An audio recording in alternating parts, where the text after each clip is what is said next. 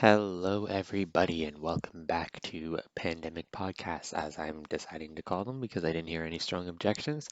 It's funny, because obviously I'm a very small YouTuber, and I got 3 comments on my first one, which feels like an achievement. One of them was Paul Richards. He comments on many of my videos and talked about the film and all that. I didn't really have anything to say in response because I just kind of agreed with all of it. Then I had another one who told me that apparently color TV is a thing in 1977, and another comment telling me to do more of these. So I'm very glad to hear that because I do want to do more of these. So let's get right into it because I can talk during the movie. That's the whole point of this. So we're watching Back to the Future, obviously. I'm watching this off. Okay, I'll tell you in a bit. Just put the time start to 0 and press play now. Okay. It's funny here because like I just got like the Universal logo, like the more modern one, and now I'm getting it again, the old one, because this one's actually part of the movie. I couldn't actually pause the movie during the modern Universal one because it wasn't actually part of the film, it was part of the DVD. Steven Spielberg presents a Robert Zemeckis film. Sorry if I'm mispronouncing that. Those clock chimes would always give me chills, because it's creepy, Like something's always creepy about the idea of something's just always creepy about what was I saying? Like, sorry. So something's always creepy about like just hearing nothing and then suddenly hearing a clock chime because it feels like you're on the clock. It feels like there's some sort of countdown to your doom. That clock's like just of a guy like drinking alcohol. So it is cool seeing all these different clocks. There's Doc Brown hanging on a clock right now. Is that like from a different movie or something? Because there's a movie, isn't there an old movie where someone's hanging from a clock and that's where that's from? But yeah, there are people out there who do think that that is Doc Brown. But I don't know, yeah. Brown Mansion destroyed. Was Doc from a mansion? I don't know. But yeah, okay, so one of them's Thomas Edison, right? And I don't know who the other guy is. Sorry. So I'm watching this off of my 30th anniversary trilogy set thing. I have so many different ways of watching this movie. I have it on iTunes, I have it on this, and then I also have it on my at my dad's house. Interestingly, is that my dad has the 25th anniversary trilogy, which has Back to the Future, then Back to the Future 2, and Back to the Future 3, and then a bonus disc. This is the 30th anniversary trilogy, which has some more stuff. Like it has like a few episodes of the animated series or something like that, just like the first 2 episodes or something, and some other stuff too. But the point is that it has the first 3 movies as well as 2 bonus discs. But something that I noticed straight up after opening the set is that they straight up just copied the discs from the 25th anniversary. Like they didn't even try to hide it. Like it even says on the disc 25th anniversary, not 30th. So they straight up just did the 25th anniversary set again and just added another bonus disc, which I'm not complaining too much about. It's just it would have been nice to maybe make a different cover. But hey, I mean, maybe they just wanted people to know upon opening the set to not expect anything different from the other discs. But yeah. And out goes the soup. It gets grosser every single time that I watch it. I remember as a kid, I thought that that's just what dog food looked like.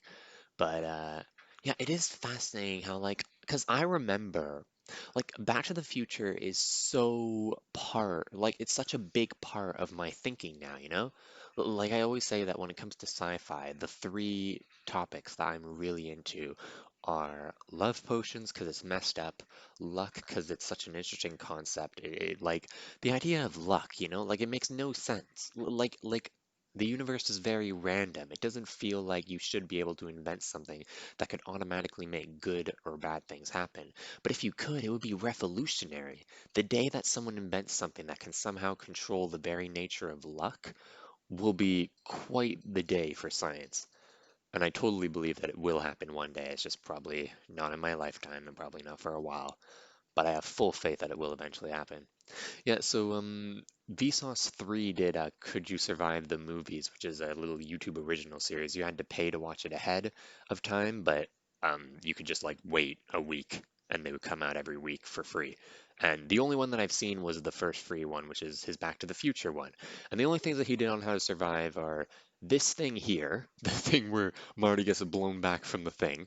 I'm calling everything the thing, but here he goes.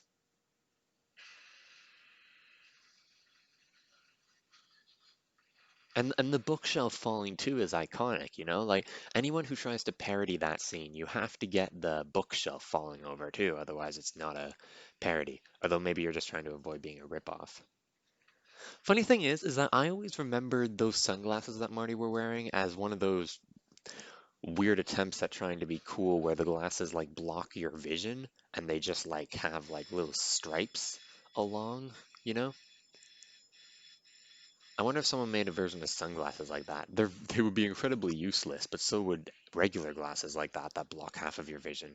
Like it must be illegal to drive with those. Probably not the sunglasses, but the one that's literally blocked half your vision. It's funny how like it's the telephone ringing, but they make it sound like it's the fire alarm. I guess that's to make it sound like the telephone's blaring aggressively. It also makes absolutely no sense for Doc to have an experiment with, like, I remember, you know, because there's a line where he says, I finally invent something that works. And it's kind of implied that his time machine is the very first invention that he makes that actually works. But then there's also this thing here where Doc straight up says that his experiment works to get all his clocks 25 minutes slow. Who knows how he did that? Like, did he just like stop them all for 25 minutes, or did he like try and do something to slow them down each one by one? Which would be very interesting. But it's also kind of pathetic that supposedly Doc's very first experiment that works is getting his clocks 25 minutes slow. I mean, if it's his very first experiment that works, you'd expect that he'd be a little bit more excited about it, but he is kind of excited about it, and also it's not that big of an experiment. It's not exactly revolutionary to get a whole bunch of clocks to be 25 minutes slow. But still, maybe the way that he did it could be interesting. But I doubt he'd get on the news for it.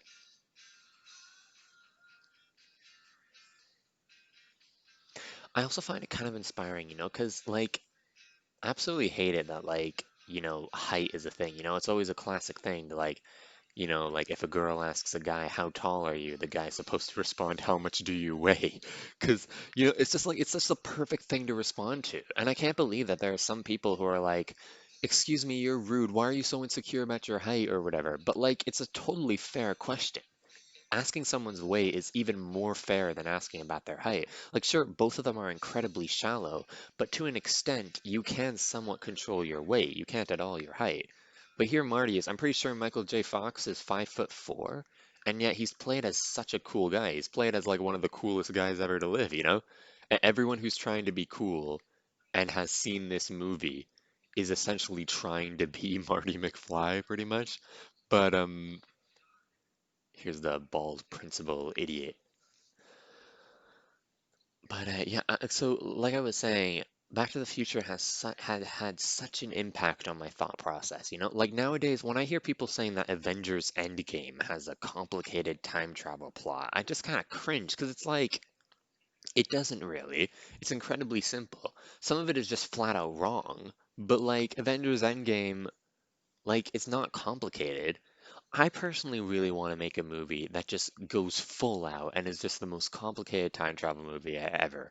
It probably wouldn't get good reviews because it'd be way too confusing, and probably no one in the theater would know what was going on except for people like me. But it's just like, I remember, you know, I watched Back to the Future and it like really inspired me to look at time travel a lot. I think I was already into time travel, but Back to the Future is what really, really sold me on the idea and got me to really look at it all. But yeah, it is because because I actually remember, you know, it's funny because I know that we all hate here's the iconic. Everyone hates this too. This is also iconic too, the way that like they sit. Like even the Captain Underpants TV show parodied this scene. There's a bit where where like it's like a parody because like the kids don't even start playing, but the principal's just like, hold it, fellows. I'm afraid you're just too dang loud. He says darn, but it's a kids show, so you have to say dang. Like so much of this movie is iconic. But yeah, I know that we all hate to talk about the pandemic, especially while it's going on and all that, but like I'm sorry, I just keep on having things to say. Like they set up the president or mayor here, president, but it's so incredible like how much this movie does. Like it's just such a I almost want to say that it's like a perfect movie. Like, is there anything wrong with this movie at all? Like, it's just like maybe it's just because that I've seen it so many times, and I've seen it so many times since I was a kid. But see, that scene kind of gets me wondering a little bit. You know, it is quite a nitpick because it's meant to be played off as a light joke at most, and it's not important at all. But the way that Marty looks at those two girls, and then Jennifer's absolutely fine with it. But I don't know. But I guess you're just supposed to be seeing. I guess it is kind of a setup, you know? They are doing a good way at setting up Marty McFly's character here, because he's essentially seen as the perfect cool guy, but then you look up on Google and find out he's 5'4". Not to poke fun at anyone who's that height or shorter or a little bit taller. Like I said, like your height really shouldn't matter at all. And I really like that Marty McFly is short because it's like, but because it's like, it's a good impression, it's a good message, even though you're not supposed to even know that.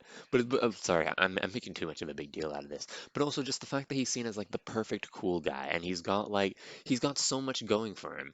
But here he is complaining right now, and then we also have that scene where he failed at his electric guitar thing, and then we're also gonna get the scene where we meet his family and find out that literally everyone in his family besides him is a complete idiot loser. But see, like they're setting up the clock tower here too, and the way they interrupted that kiss, like that's the thing that happens throughout the trilogy, right? Well, like they keep on trying to kiss, but they get interrupted, and then in Back to the Future Part 3, they finally get to have their kiss. The funny thing is that, it's also iconic that "Don't Call Me Chicken" thing. Smosh did it with their Food Battle 2012 and 2013 with the banana. It's just like the way this built up. These it's like bananas don't fight. He's like, why? Are you chicken? And he's like, no one compares me to poultry. They start breaking down the set, but it's like it's such an iconic gag. Is that Marty hates it when people call him chicken? Is that he doesn't fight? He doesn't want to fight, but if you call him chicken, all his inhibitions go away. So it's like we don't even hear the postal code or area code on that phone number. But yeah, it's just but that doesn't happen in this movie at all. It doesn't start until part two. But obviously because when they were making this movie, they had no idea. He holds onto a cop car. I love it. I remember I would show my grandma that. My grandma's like, oh, he's gonna get in trouble. But here he is ducking down, just hanging onto a pickup truck. Like, how often does he duck down and how often is he just kind of holding on?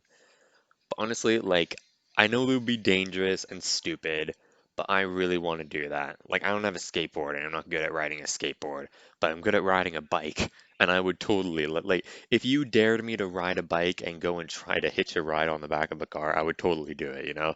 I know that I'd probably get in, like, big trouble for it, but, like, like, you gotta live a little. But, like they're sent, like the car gets, and here's Biff, and here's his dad. Like it's so cool. Like I said, like I think I got like all this movie memorized pretty much. I mean, honestly, probably not anymore because my brain's so occupied by all the other thoughts. But yeah, apparently when they were making this movie, they had no idea that there was going to be a sequel because they ended on a cliffhanger, but they never meant to resolve it. And they said that if they were going to resolve it, if they knew that they were going to resolve it from the start, they wouldn't have had Jennifer find out about the DeLorean because they didn't know what to do with her character, and that's why she's asleep for pretty much all of part two and part three. But sorry, I'm starting all of these thought processes and I'm not getting to finish them. But yeah, so I know that we all hate to talk about the pandemic, especially while it's going on, but it's so funny to like think back to before it. Like just think back to early March 2020 or any time before that. And you're just thinking to yourself and you're remembering what happened then and you're just like, wow, when that was going on, I had no idea that the pandemic would even be a thing.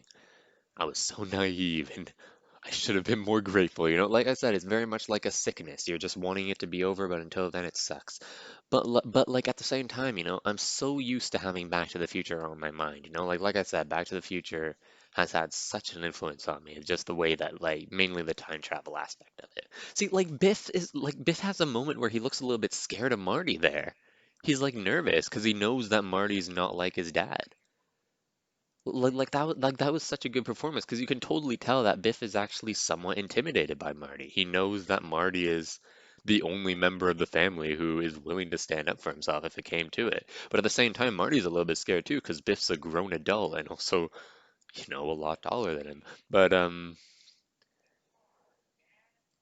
yeah, but like I said, like it's funny to think back to because I must have seen this movie. I don't know how old I was. I might have even been like 6 years old or something like that. But it's like it's just so weird to think of a time back when I didn't know Back to the Future existed or I hadn't seen the movie yet because I do remember the very first is that Cinnamon Toast Crunch? Oh my God, the way they pour this cereal, like it's so bad. Like this scene is that what Diet Pepsi looked like back in the day? I wonder if it tasted the same too, probably. Yeah, someone mentioned like, like someone from 1985 going back to 1955, like yeah, but at the same time, like imagine going back 30 years now. Imagine growing up, not even with the pandemic, just like 2019, Imagine someone from 2019 going back to 1989. They would stand out a lot more than someone in 1985 and 1955.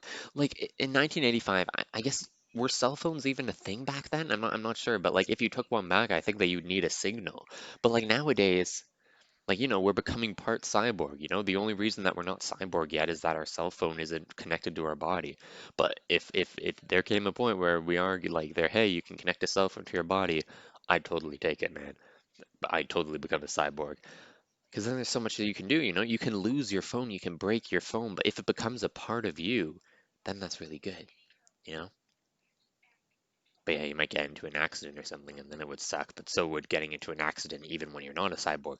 But like, like I could just turn on my phone. Like I don't even need internet or a signal. I just need battery. I just need to turn it on, and it'll be like, bam, shock everyone. I think if I brought my charger too, then I'd be good, right? I'd be set. Cause like like obviously if I just have my cell phone, then I'd only once the battery runs out, I'm screwed. But if I brought a charger with me, I think plugs in the wall were exactly the same as they are now, right? So it would be fine. Of course, if something happened to my charger or my phone, it would suck. But yeah, it is cool like that we can bring back evidence. Like I keep on saying, like, just taking like a can opener or even just a piece of gum back to caveman times and just looking at it, the can opener that you brought with you or your gum, just bring like anything with you, even just a handkerchief or even just like your clothes. You'll look down at them and you'll be like, this thing that I brought back with me is the most complex thing in the whole world now. I mean, besides biological life. But yeah, okay, sorry. Let me try and finally finish this thought. Because I remember the first time that I saw anything Back to the Future related was when I was watching a YouTube video about time travel, and they showed the clip of when Marty, his hand is disappearing. And I saw that and I was saying like, whoa, hey, that was cool. Wait, was that just something specifically made for this video? Or is that part of like a short film or even a movie? And then I found out about it, It's just so funny to think back to that. And like the first time that I saw that clip, I had no idea what it was from. And then I remember my mom telling me about what is that? Is that beer on the table? It must be. But yeah, I remember when mom was telling me about Back to the Future and telling me like, it's about a kid who goes back in time and then, and then his mom falls in love with him, I remember my mom was trying to be very careful of like telling me what the movie was about and that aspect of it, because that's definitely the creepiest. And I don't think that this movie is really controversial at all. But if it was, I think that probably the most controversial part about it would be the whole, the mom falls in love with her son thing. But yeah, and I remember she was telling me like very gently about it, and I was like, "Oh, okay. No, no, yeah, that's an interesting concept." I totally like when she was describing it to me, I was totally expecting this movie to have like a scene where like they're about to get married or something. Like I remember because I don't think that my mom described it as the mom falls in love with him. I think she described it as the mom wants to marry him, because like I was very young. I was very young and I didn't really understand what falling in love was. So whenever anyone would tell me these two people are falling in love, they wouldn't say it like that. They would say these two people want to marry each other. But nowadays we live in a society where marriage is kind of seen as a waste of money and just a waste of saying I love you. You can just say that you love someone. You can just have like a gathering with your family, You don't have to have this huge big budget thing. Although I guess the point of it is that's supposed to be special and fun. Yeah, it's well past. We're getting introduced to the DeLorean now already, but like, the Twin Pines Mall thing, and then he goes back in time and it becomes the Lone Pines Mall. Like, I remember when I first found out about it, and like, my mind wasn't blown, but I was very like, whoa, wow.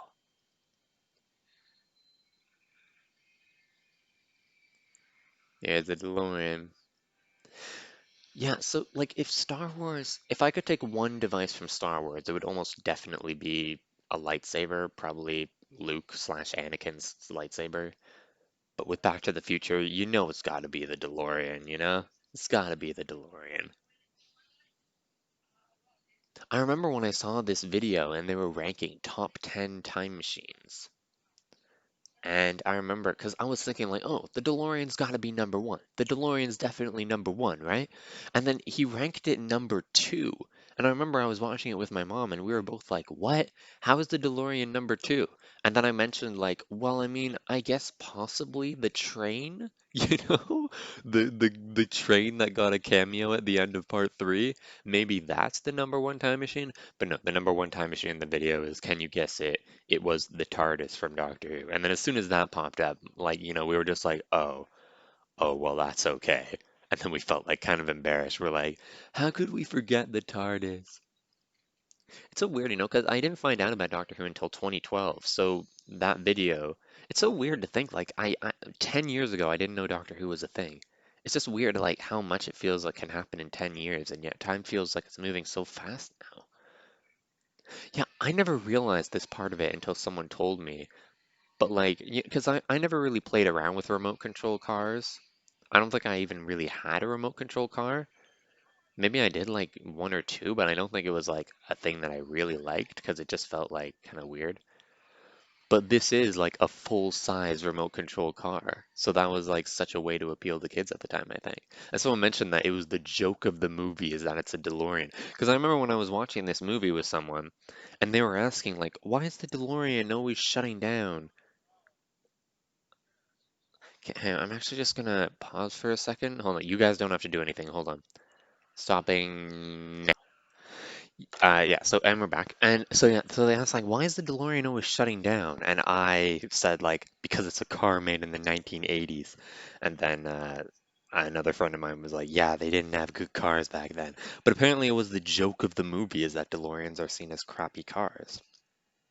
It's so weird how the DeLorean is such an iconic car. Like, if it weren't for Back to the Future, would anyone know what a DeLorean is anymore? Like nowadays, when we think of a DeLorean, like you don't see DeLoreans on the road anymore. If you did, you would straight up think it's from Back to the Future. Everyone knows what the DeLorean is. I remember, like, I think it was the 1 minute into the future. This shot always confused me. I mentioned this in my mistakes video that I made ages ago, 5 years ago now. But like, see, imagine if Doc was showing this kind of excitement for his experiment with having the clock go down. But yeah, but that shot with the fire, it goes in between both of their feet. And then in the very next shot of them looking behind, Marty's straight up standing on the fire, but for Doc, the fire flame isn't between his feet, he's over to the side. I just didn't get that. And I think he's on the other side of the flame too, where it's like, so it doesn't even make sense that if he like took a step to the side, that it would be beside. Like I think he's on the wrong side of the flame for that to be an excuse.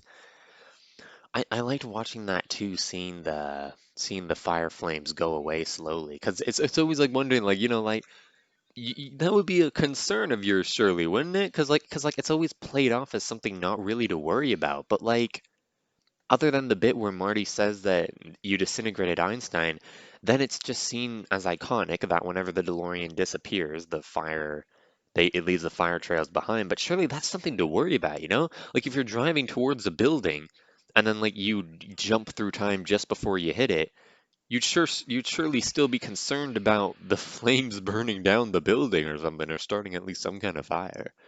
Especially if you're in the past. If you're in the future, it doesn't really matter. You could always just send a warning, or they probably just know how to get rid of fire flames by then. I mean, hey, in 2015 we used to have flying cars, right? But whatever happened to the flying cars? Remember 5 years ago they were all just flying about, and they just kind of disappeared. I guess the fad just disappeared quite quickly. But It's just such a good build. Just every scene of this just feels so perfect. And I'm not sure if it's just because it's such a big part of my childhood or if it's just, or if it is just that good.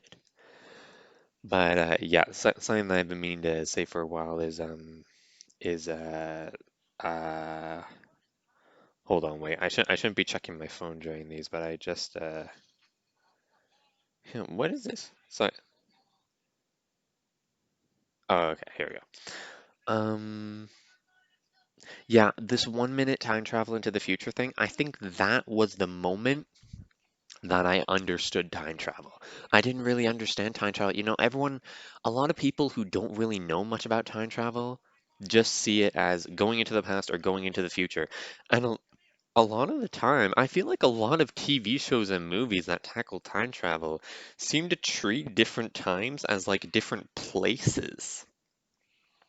This is just such a perfect way of describing the red, green, and yellow thing. But I always used to wonder when the time machine first started, when it was first built, because before it made any time jumps, what did the yellow say? Because the yellow is supposed to show the last time, the last time that they were in.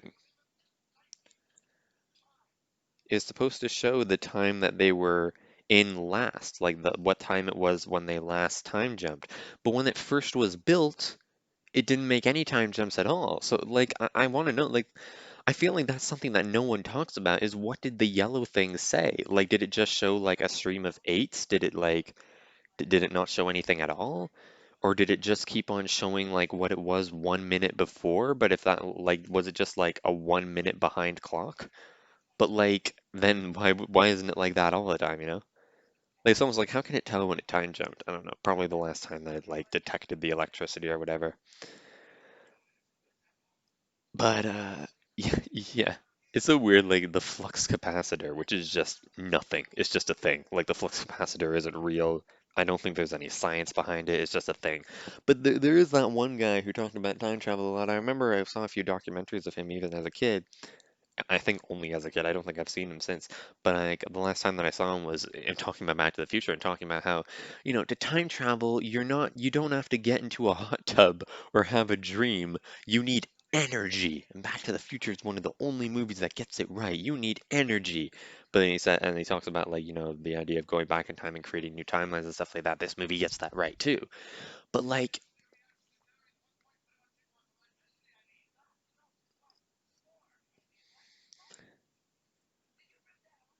I love this line here where Doc talks about how he stole the plutonium. It's like, man, because as a kid, I had no idea what he was talking about. But now it's like, wow, Doc's like a damn daredevil. I would totally be friends with Doc. Like so many people are talking too, because it's like Marty and Doc, how are they friends? How is a teenage kid friends with this old mad scientist guy? And yeah, it is never explained in the movies how these two met.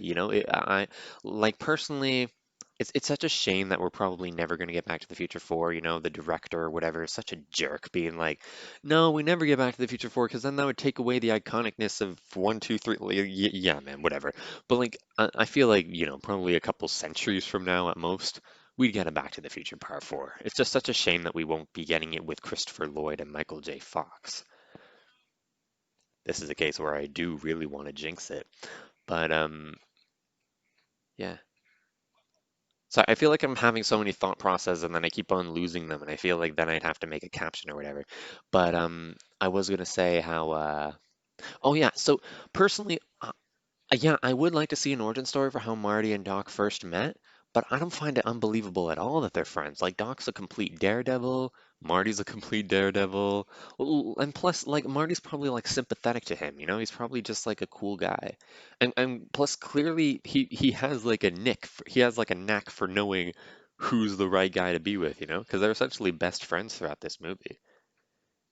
It is kind of strange to think, because like every movie leads right to the next.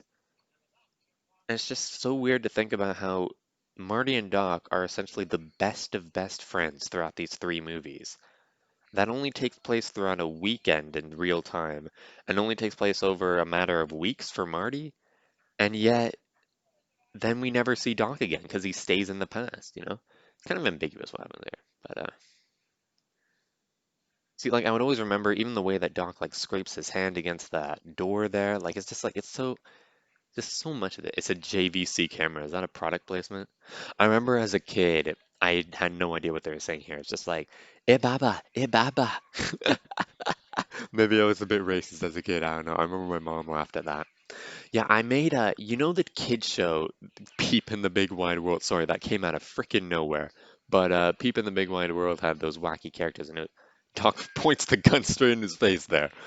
But and this is funny too. He holds up his hands, which is supposed to be the national signal of "I don't have a gun, I surrender." But he's straight up holding a gun, so he gets rid of it.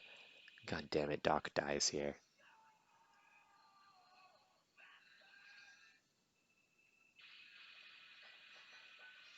man.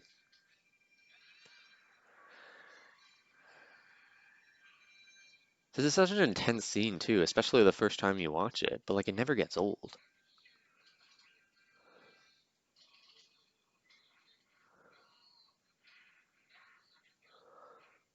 He's not even moving his lips when he says that. But yeah, as I was saying, in Peep in the Big Wide World, I made a little book thing as a kid, you know. So it's like badly drawn, it's badly written or whatever, but it was essentially me playing out the story of Back to the Future with the Peep and the Big Wide World characters. I gotta show it to you guys sometime. You know, a work from my childhood. Does Marty turn on the time circuits by accident there? Because I don't think he intends to time travel. I think it's a complete accident. I remember one guy even described it as Marty is essentially trying to save Doc by going back 30 years. I know that he doesn't really have time or he just doesn't really know how the machine works, so he can't really adjust it.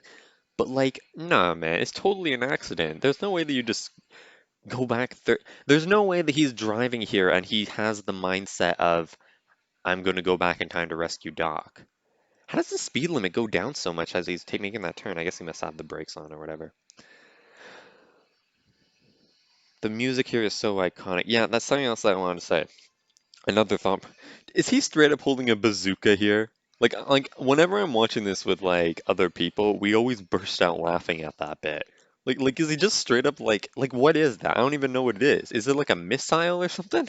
Like like what like would he blow up like the entire parking lot if he shot that? Like a suicide bomber? But I don't know, man. But there we go. Yeah, interesting thing too is that every one of these movies has a scene, and only one scene, where we see the time jump from the perspective of the driver. For part one, it was that just there. For part two, it's when they're going back to the altered 1985 from 2015. And in part three, it's when they're going from 1955 to 1885. But yeah, in the Peep in the Big Wide World paper book thing that I did myself, ages ago, I essentially skipped the entire intro. Like the first page is just Quack, who's playing Marty McFly, just going down, and he's just like I essentially just had a whole bunch of thought bubbles, basically saying all of his insecurities. It's weird because like I worked so hard on it, you know, because I never expected it to be a thing. I just started it as like a little joke, but then it ended up being like a huge thing, you know? Like I found that was the case with a lot of the things I wrote, especially as a kid, you know? I just go like completely crazy with the first thing, but then I'd keep on making more. And then as I grew up, I was like, wait, but this first book is stupid. How do I fit this wacky story into the canon of where I'm at now? I also had it in my book thing, the Peep book, that humans went extinct in 1980. So like when they travel back in time here, the character is there, the guys who sorry about your barn. Oh, it's funny. But yeah, so these guys right here, the guys who own this farm, they were still humans in my book. And that's why they're like, wait, something's wrong here because humans are extinct. I never explained why they went extinct. It's just kind of seen that they died off, just like a lot of species, you know? Like the white rhinos. There were once only 16, and now there's just none. I remember once I was telling a teacher that, and they're like, how many are there now? Lots? And I was like, zero. They're like, oh no. He sort of blew up his mailbox. And there goes their pine. So now it's called the Lone Pine Mall. It is kind of weird, because like I remember as a kid, I would always think like, well, I mean, I get why you would call it the Twin Pine Mall, but it's not like if you only had one, you would call it the Lone Pine Mall. But I guess maybe it's just out of respect over the fact that they used to have two until some alien ran over it with his spaceship car. I love how he's also got like a suit, so he like looks like an alien. Yeah, and I remember someone mentioned too that like this was the movie that really did like talk a lot about time travel. Like the 1 minute into the future thing, like definitely clicked it in that going to the future is not like going to a different place. It's essentially you just vaporizing, and then time just goes on as normal. And then once it's expired, once the time that you decided to go to finally comes to, you just get reassembled. It's essentially like teleporting, except your atoms just kind of sit there and wait until the time that you were going to is finally comes to, and then they reassemble. But like going back in time is an entirely different story, man. But like yeah, like the idea of like like yeah, you have to deal with the fact that your home is gone, you know? Like I feel like this is such a perfect introduction to time travel, you know? Like, like if I did, like not saying that I would, not saying that I'm even planning to, but if I did ever have a kid, I would try to make it so that Back to the Future is his first time travel experience, you know? I mean, like who knows, maybe something better will come out. Maybe something better will come out by then. Maybe this will be dated by then. That's how they advertised housing. Like it looks like a stupid cottage, but back then it was seen as like a big house. He walks for 2 miles, which honestly, I remember as a kid, I was like, we walk 2 miles? How do you walk 2 miles? But now it's like 2 miles is like, oh yeah. I mean, like it's long, but like, it's like definitely doable. And here's Marty finally wearing his iconic life jacket suit. Cattle Queen of Montana. Is that a real movie?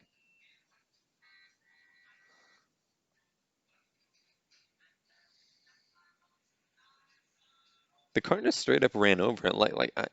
Was the car right to honk at him? Like he was just kind of walking around and not really looking, but like he was crossing at the crosswalk. Just kind of taking his time, and he was going. See, like, can you imagine? Can you imagine going up to a gas station now and just having like this crew of guys? Shoot, almost messed up my headset. And just seeing a crew of guys just like working on your car all at once. But there's a cop, stupid cops. Back in the day where I didn't have to worry about wearing my glasses when I drive because no one cared about it. Probably when cars were first. Yeah, this is the big thing. This is the big thing for Marty when he realizes that something is wrong when the clock tower is still working. Because see, like Marty and Marty with the newspaper too. Like Marty 100% did not intend to go back in time. Like I don't think like Marty is definitely not even an expert on time travel. Clearly, he hasn't seen Back to the Future. But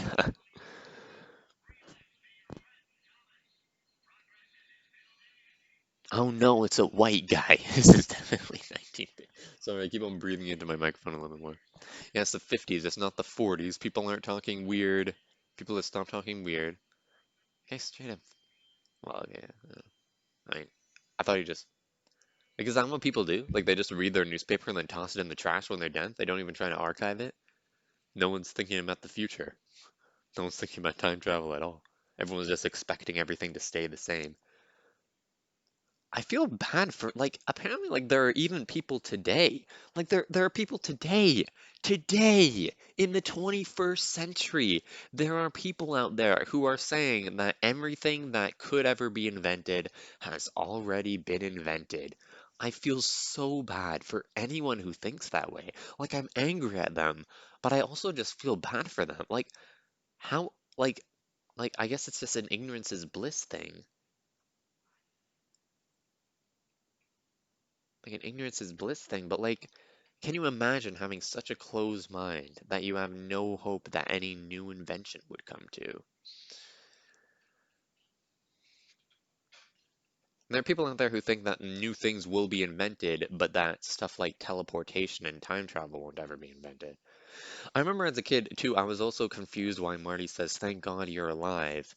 And it was like, well, because Marty doesn't really understand time travel, it seems. He kind of learns a lot more about time travel throughout these three movies. But like Just because that Doc Brown is in a phone book doesn't mean that he's still alive. If Marty thought that only 5 minutes had passed, then it'd be like, he'd still be in the phone book. It's not like people's names vanish from the phone book the moment that they die. Sorry, just a cat just passed by in the backyard and Smudge is sitting right there, but he's at an angle where you can't see him. But yeah, I think Marty is starting to realize now that he's definitely is back in time. He's like, holy crap, that's my dad. That's Biff. My dad makes a big deal on the guy with the 3D glasses, I think. Maybe it's one of the other two, but I think it's the one with the 3D glasses. He's apparently a vampire because he doesn't age or something. I've always been meaning to look into that, but I never had. I guess I could do it right now.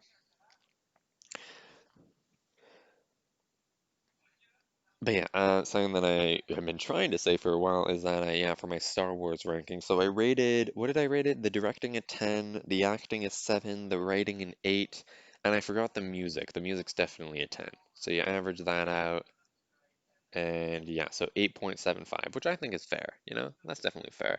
A lot of people say that Star Wars is a perfect movie. Personally, it doesn't click with me as much as I think other people.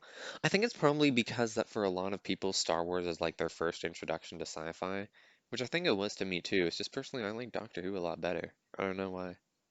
I honestly don't know what it is. I wish I could tell you guys. I don't know what it is about Star Wars that doesn't click with me, and yet it seems to click so well with everyone else. See, look at that George aggressively says what to Marty right here. Like he's very much a nerd trying to be tough. He's trying to be like Biff. I love this guy here. This guy, this to be mayor. He's such a good actor. You can tell just by this scene that he's a good actor, or at least I think so. The way that he's like,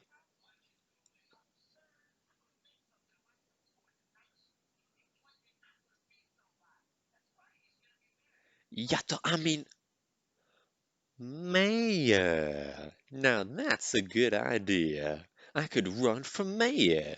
You haven't called mayor, that'll be the day. You wait and see, Mr. Whatever, I will be mayor. Sorry, I thought I had it memorized, but I clearly don't. And I'm gonna clean up this town.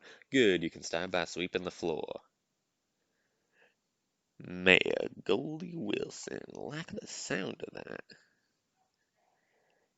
Yeah, he doesn't show up in the movie. Actually, I think he has like a 5 second cameo later in the movie. But like he doesn't appear for much at all in that movie, and yet he's like such a good actor there. Hey, Dad, George. Hey, hey, you on the bike? I couldn't remember if he said George or Dad first, but yeah, I guess if you gave me more than a few seconds, I thought I would have gotten it, but it was mainly because of the subtitles that saved me here.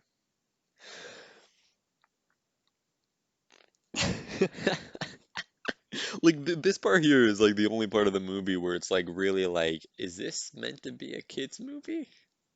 Oh my God.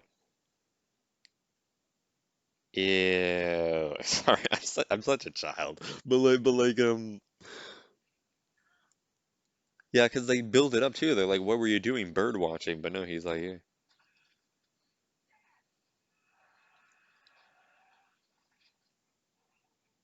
Like, I was always wondering, like, is that how you get hit by a car? You just out of instinct, like, try to push it back, and then you essentially just get knocked down?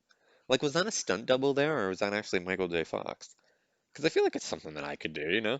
Like, I remember Michael J. Fox mentioned, because apparently a lot of his stunts, especially being punched in the face, apparently were real. Like, apparently he actually got punched in the face really hard. I'm not sure. Like, maybe he was lying or something. But he apparently phrased it as he thinks that, like, if all that you need to do is get punched in the face a few times and then you end up making a really good movie, then it's worth it. And I just can't help but be like, yeah, I'm not hiring a stunt double. I mean, like, who knows? Like, maybe if you actually got me to do it, it might be a different story. But if I was like with a group of friends and we were making a movie, and what I needed to do was have this car going at a relatively slow speed, and then I essentially have to try and do it like how he just did, like push it back and then just kind of fall back onto the pavement. Like, yeah, like no doubting it would hurt, but I think I'm brave enough to do it. I'm brave enough to rock climb a cliff. This is so awkward.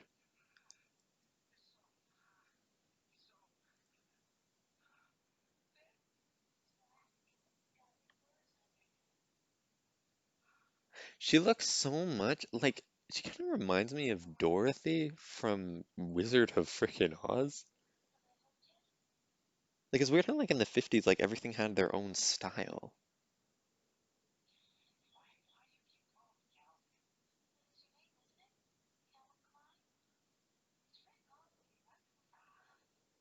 Like it's so weird. Like I'm just wondering, like if this movie hadn't been made, because you know, like I say, you know, like Star Wars only succeeded, and apparently people think it's the same with Ghostbusters too, is that they only succeeded because they were made at the right time. But I can't help but wonder, you know, like if Back to the Future was never made, time travel movies would be a lot different. But like I also like if it was made today, how controversial would this subplot of the mom being into her kid be?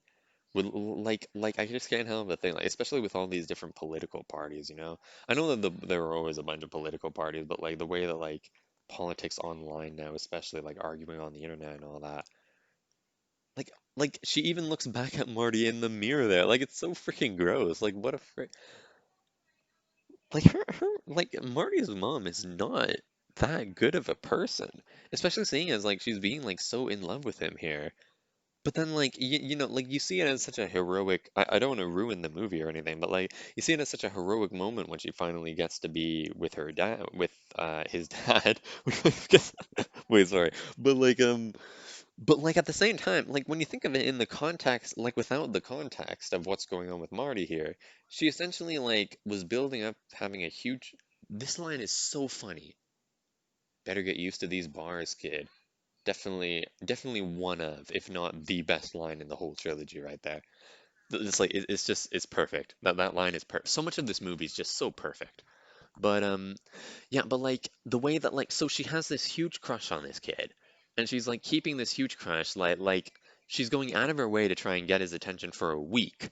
But then the moment that someone else punches a bully in the face, she goes for him instead. Like that's so messed up when you think about it. Like she's actually quite a B word. But like she's just looking at him right here. She's so creepy. Like what the frick? Like she's actually being like a creep. Like you know, like so many people see it as like it's normally men being the creep, but like she's totally being a creep here. I remember as a kid, I always wanted Marty to fight back on this, where he's like, we have two television sets. I want Marty to say like, no, we actually do, but like, no, it's not really worth it, especially in the 1950s.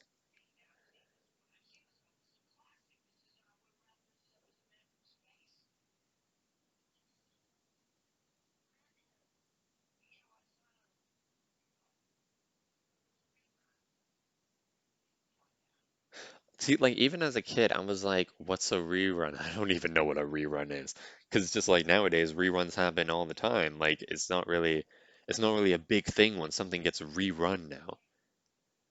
And people are building up the big rerun of Thor: The Dark World playing Wednesday at 8 p.m. Get your popcorn ready for Thor: The Dark World, everyone's favorite movie. He's constantly asking where we're. Are you supposed to wear your napkin like a bib there? I remember once I was at a restaurant with someone. And he just straight up wore it just like that. He took his napkin and then he wore it like over his chest. And I was like, is that how you're supposed to wear it? I'm not wearing it like that. If anything, I'm putting a napkin on my lap. But normally I just keep it on the table and I just wipe when I need to. But like,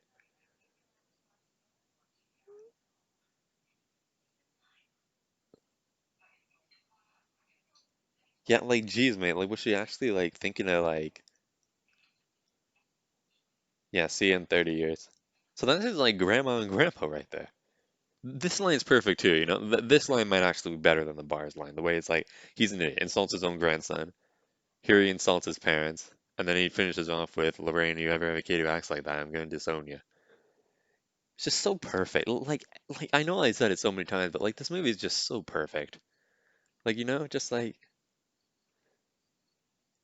this is such an interesting street too. Like is Doc's house the last one on the street here? I think it is, because the street like straight up becomes his driveway. Oh no, actually I think the street goes on a little bit more. I think it would have been interesting, but it might have been a little bit stereotypical if it was just the end of the road. I feel like I can't remember if there are any thought processes that I had left dangling yet, like thought lines. I guess I should call him maybe. But yeah, like Markiplier has it all the time. Like, Markiplier has a lot of videos, and his videos he doesn't even put that much work into, especially his gaming video. I mean, like, a lot of them he does, like especially like a heist with Markiplier, a lot of his skits he puts a lot of hard work into, but a lot of his gaming videos, like, I mean, like I know that I don't really do them, but like once you get into the gimmick of like, you just line up your face and then the gameplay, but it's like he has it all the time where he's thinking of saying something but then his thought line gets thrown off and then he never finishes his thought. Maybe when he's just editing he doesn't remember what he was going to say, or maybe he just doesn't straight up care. But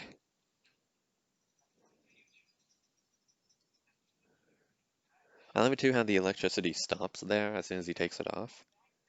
And like Doc's just like a straight up madman. Like you kind of feel bad for him, He's like I mean like obviously he seems happy, but maybe that's just like maybe he's really really sad. He's sad that none of his inventions work or anything.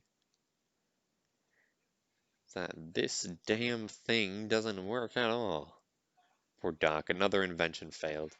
Yeah, because Smudge always trying, my cat is always trying to get outside. He seems to have kind of given up now, or maybe he's like, just, I don't know. I feel bad for it, because like we're kind of like Smudge now. We can't go outside. And sometimes he does make it outside, and then we have to go look for him. But it's like, we're just worried, because like, what if he never comes back? I want him to have fun, but like, if he never comes back, then it's like, did he get hit by a car or something? Why does Doc take the picture with the weird tweezer things like it's part of an experiment? Like he just straight up throws it on the table, so clearly he's not like, or maybe he was going to see it as something precious just in case and then threw it away.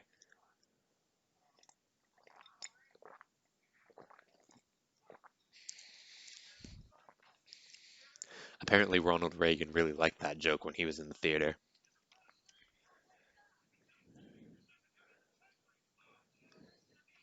I've had enough practical jokes for one evening. Good night, future boy. I couldn't actually remember that he said practical jokes, but the subtitles saved me.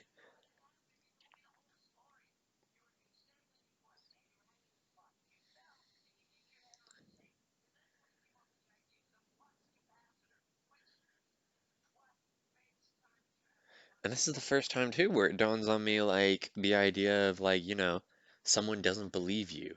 But then all that you need is like a one piece of evidence, like just what Marty said there. And then suddenly they're like, "Holy crap, I believe you now."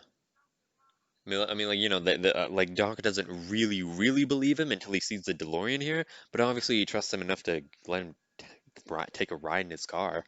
But like then, yes, the '50s. I guess people didn't really, John F. Kennedy didn't get shot yet.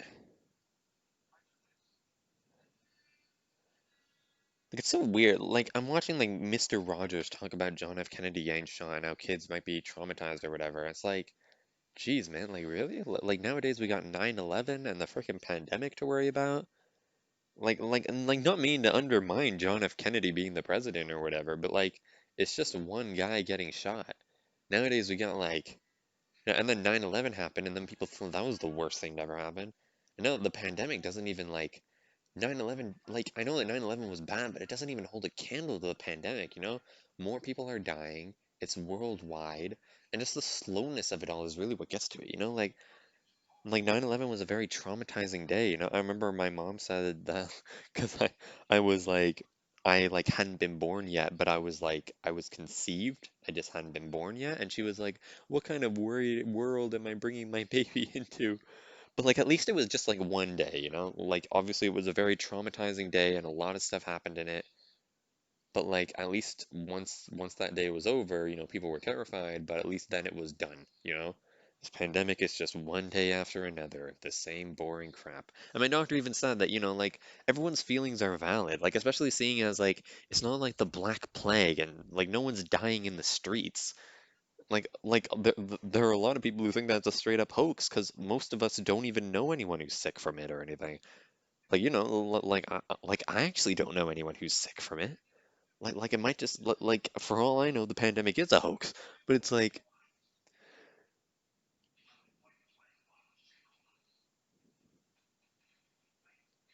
they're such good actors. What the hell is a gigawatt? I remember the first time I saw it, I was like, yeah, I don't know what a gigawatt is. I've had so many different experiences of watching this movie so many times. I remember watching it with my grandma for the first time. I remember watching it with my grandpa for the first time. I remember watching it with them again after they had apparently forgotten it, although maybe they were just saying that they forgot in order to make me feel better. Is that Isaac Newton on the far left? What happened to the guy on the far left? And that's Albert Einstein on the far right. What happened to them? Why were they not in the 1985 first scene? Maybe something with the prompts, I don't know. Man, didn't Albert Einstein like die this year? Yeah, like wasn't it something like Einstein was born like Pi Day? Like my stepmom told me about it. Well, Pi because it's March 14th, 3.14. March 14th, 2015 must have been quite the day. 3.1415.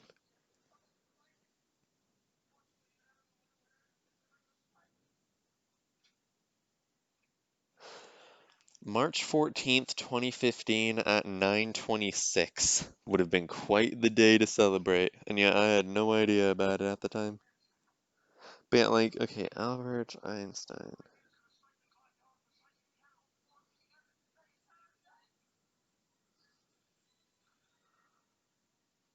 Yeah, so Albert Einstein was born on Pi Day, and then Stephen Hawking died on Pi Day, isn't it? Like, that's just so weird to think about. Like, what a coincidence. I want to know what Albert Einstein and Stephen Hawking would have thought of each other, you know? I mean, obviously there are a lot of people that we want to. I want to see William Shakespeare and Vincent van Gogh, you know? World's greatest writer and world's greatest painter. Personally, I think William Shakespeare's writing is a bunch of crap, but everyone else apparently likes it.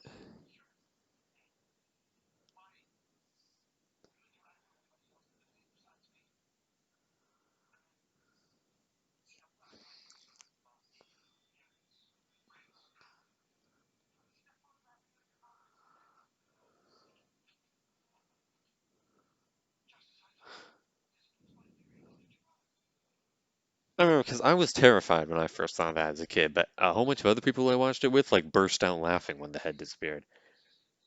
I was about to say, why does Doc have a bandage over his head? But that was the fall for, onto the sink, must have been. It was a good place to have an intermission right there. Eh? It was the perfect spot to have an intermission because Doc's just straight up saying what's going on again.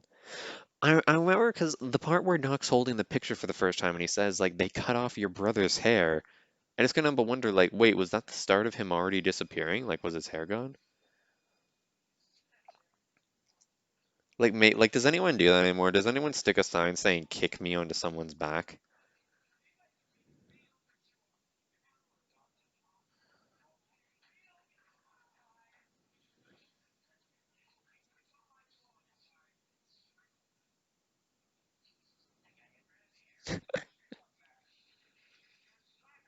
How was he a slacker? He was trying, man. He was telling them to pick up his books or whatever.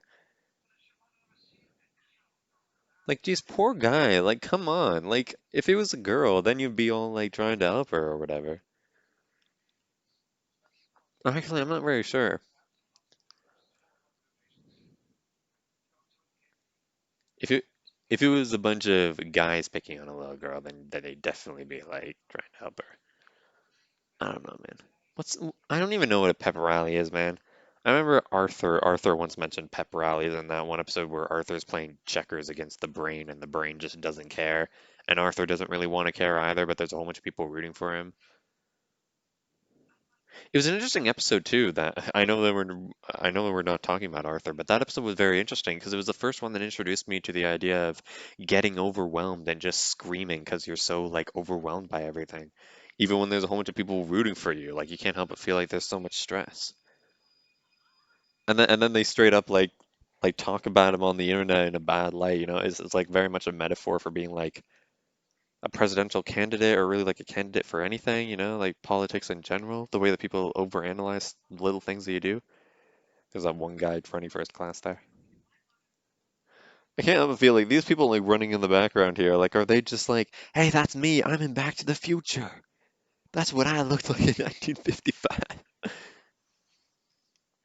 Because a lot of these people, like they're teenagers, right? So supposedly they weren't even alive in 1955. I mean, like, yeah, it's so weird, like, watching a movie that's, like, meant to take place in earlier years. Most of those would be time travel movies, and you're like, okay, you're supposed to pretend that it's 1955. You're supposed to run across and then just look at your watch. Although in 1985 it was, watches were common too. Like, I remember I had a watch for a while. Eventually, the strap broke, which was a very sad day for me indeed. But I remember it was just a normal watch, but there was a little button that I could push, and then it would light up all these different colors. And I remember when I had that watch, it was very shallow middle school, but like when I had that watch, people were like, "Oh my God, that's a sick watch!" Like everyone knew me as like a nerdy kid or whatever, but like all that I had to do was turn on that watch, and they'd be like, "Holy crap, that watch, man! It's so cool!" It's like, so the day that it broke, I was like, "God damn it! Now I can't impress people anymore. All I have to go by is the people who have already impressed with it." But I remember like there was this one guy, it's kind of funny because I'm actually kind of good friends with him now. But I'm actually good friends with him now. But back in the day, he was like the cool kid, and I wasn't the cool kid. And it was just like I remember like he was impressed by it too. And he'd be like, sometimes people would be arguing. He'd be like, "All right, guys, everyone, calm down. And let's listen to some music." And then he turns on my watch and he just starts dancing. I'm just like, "Hey, man, you didn't even ask for my permission to touch my watch." And then I remember once he like called me over, and he really wanted the other guys to see my watch, and he was just like, "Callum, I'll be your best friend if you turn on your watch." And I was like, well, on that condition, yeah, I was such a loser. But here I am laughing at myself. Like it wasn't very fun at the time that it was happening, but whatever. You grow up, you look back on your past self. Like I don't want to jinx it. I don't want something to happen to my videos. I don't want to call out irony or whatever. But like I have no plans on deleting my older videos. I had a high-pitched voice that it's very embarrassing to watch, very cringy whenever I react to one of my older videos. But like Ooh. I mean, here we go. Here's a girl being picked on right now, and no one seems to care. Well, that guy over there seems to think. See, like, it's kind of weird. Like, was Marty driven to do that because she was his mother, or just because, like, that's the kind of guy that he is, or is it, like, both? See, like, Biff shows, like, no chill, except for right here, where he's like, oh my God, I might get in trouble with the principal. And that bit in the beginning, too, where he looks at Marty a bit. Yeah.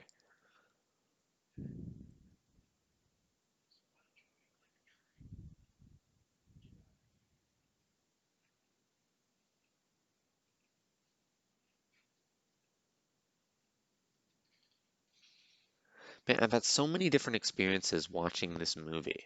Like I remember once I was in grade 10, I was taking a grade 11's world religion class, and then I heard that the other people in this other class were watching Back to the Future, and I was like, "What?" And luckily my teacher was super chill. He was so chill. He was my favorite teacher. Well, actually, I don't know, man, because there's this my grade 11 math teacher. I kind of owe a lot to him because he kind of made math a little bit fun for me again. But like my world's religion teacher, I was just like, oh my God, can I please skip class to go watch Back to the Future with them? He was like, yeah, and it was so fun. I remember we stayed after school. We stayed after school for a full half an hour, which doesn't really sound like much really, but like it was definitely at the time, because it was like staying after school was unheard of, but we did it because we wanted to watch Back to the Future. And it was so fun. I remember I was so full of adrenaline. It felt so good. It was like I got to experience it for the first time again through the others. There are a whole bunch of people who just don't get reaction videos, but it's just like to me, seeing reaction videos is like getting to watch it for the first time again through them.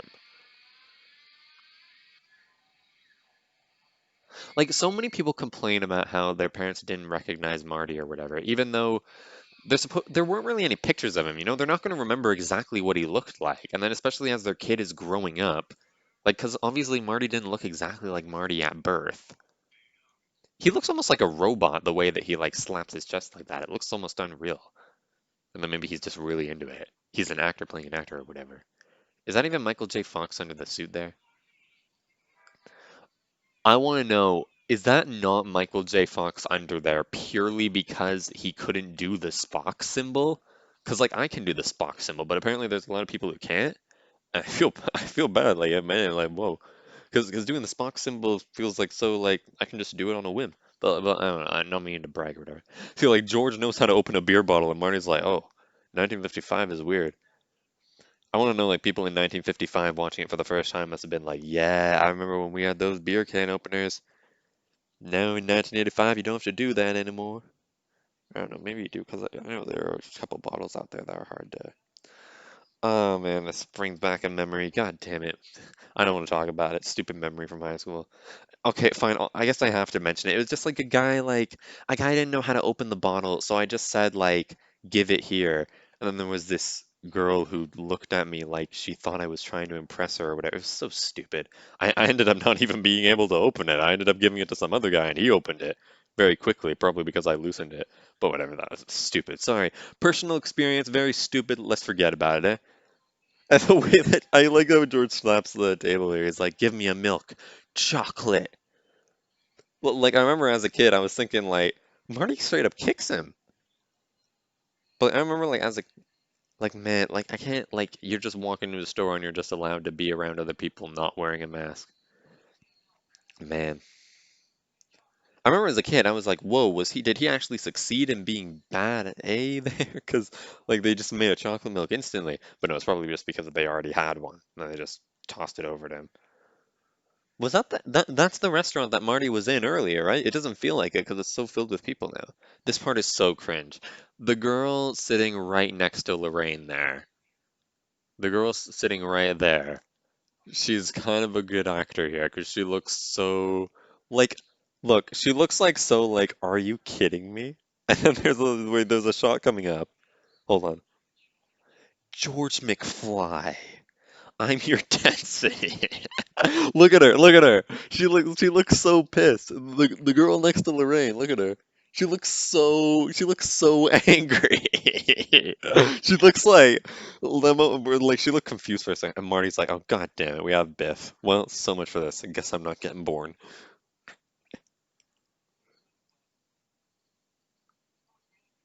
Like Lorraine falls for George instantly, just after he does one punch, despite this whole scene of her really liking him after this whole skateboard thing, you know? And like, why is Lorraine the only one who's obsessed with him too? Like, I guess maybe like because she met him earlier, but like, because like the way that she calls him Calvin Klein too, like it doesn't feel very funny anymore. He straight up breaks his thing. Marty straight up broke that thing. But like, it was probably hecka funny back in the day, definitely, wasn't it? Because like it's the name of an underwear brand, and yet she thinks it's his actual name. This scene is so iconic. So, and like I said, like like this movie is just so iconic in every way. But like this scene's definitely iconic. So someone's even like nitpicking, saying like, "Oh, wait, I'll wait until we get to it." But like, okay, hang on.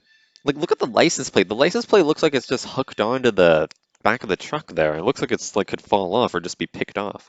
It's kind of weird. Whoa, what the heck? Wait, sorry. Wait, hang on. Wait, pausing. Okay, I took a little break. I have some vegetables to eat now.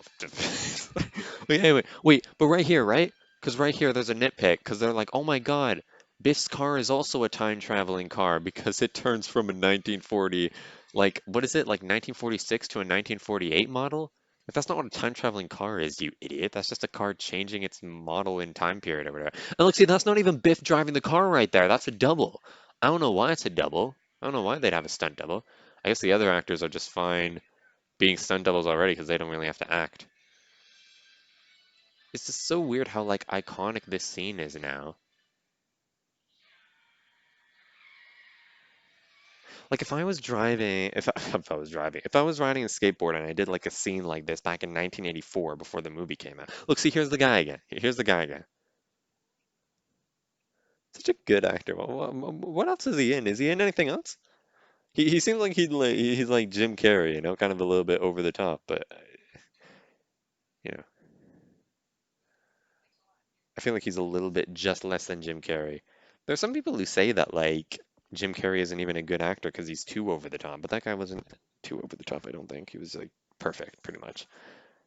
Like on the borderline, like my stupid eyesight, I have to wear glasses. Okay, but if I was like riding a skateboard like that in 1984, would people be amazed by it or something like that? Or that would probably be the thing that inspires the filmmakers to make this movie, or at least that scene. Yeah, apparently when they were making this movie, they had it like, oh, Marty invents the skateboard, Marty invents rock and roll. But I don't think that's what happens here. I think it's just like he does it once and then it still gets invented regularly anyway. Like here Doc is. Doc would never approve of that. It's like, Marty, you just invented the skateboard ahead of its time. Or like this version of Doc wouldn't be like that because he doesn't even know what the skateboard is. Look, see, that looks like machinery there, but it's the back of the DeLorean. But yeah, like it's so weird how like when the DeLorean time travels, it time travels as well as everything and everyone in it. But if even anything is like sticking out, it doesn't go with them. Like the license plate apparently wasn't considered part of the car because it was like seen spinning as soon as Einstein went 1 minute into the future. Oh shoot, sorry, my battery's running low. Um, Plug it in. Should be fine, hopefully. I think we're fine. Yeah. But yeah, and it is just weird to think about that. Okay, I'm sorry. I have to check to make sure that's okay. Stopping now. Okay, right. So what was I talking about? So yeah, I know it must be weird for you guys because you don't hear me saying starting now because by the time I say now, that's when I'm playing. But yeah, I'm saying stopping now and then starting now. But yeah, like it is like weird to think about because like I always wondered, what if one of the doors was open? What if you had one of the doors hanging open when the car traveled? Because would the door like not go with the rest of the car? Because surely it's considered part of the car because it's always time travels with it. But at the same time, like if the door was open and then the car traveled with the door, then would anything else like in the shade of the door go with it too? Like anything like under the door, but not in the car? Like a funny thing is that in my Peep adaptation of this, my little Peep adaptation, I have it so that Quack is because I was a kid and I wasn't really taking it seriously, but I just had Quack straight up chasing the car. Like Peep was driving the DeLorean and then Quack is running after it, and then he's somehow able to like catch up with it. I suppose if I were to take it seriously, I could say that Quack was just taking some extreme shortcuts. But the idea is that he runs. Doc's face is iconic here. Such a good actor, Christopher Lloyd. But yeah, like right, so that Quack was chasing after the car, and he isn't in the car or even touching the car when it time travels. But what happens is that the DeLorean makes the time jump and then it goes into a burst of light, and then Quack manages to jump into the burst of light like at the same instant, like before the burst of light goes away. And as a consequence of that, because Quack didn't travel with the car, he ends up a little bit off and he doesn't actually appear until a little bit later. So like Peep still goes back in time to that farm, but Quack doesn't end up appearing until right when his dad is about to get hit by the car, and then he just kind of appears above the road a little bit and then he falls, knocking his dad out of the way. So it's not like Quack like pushed his dad out of the car, it was just a complete accident.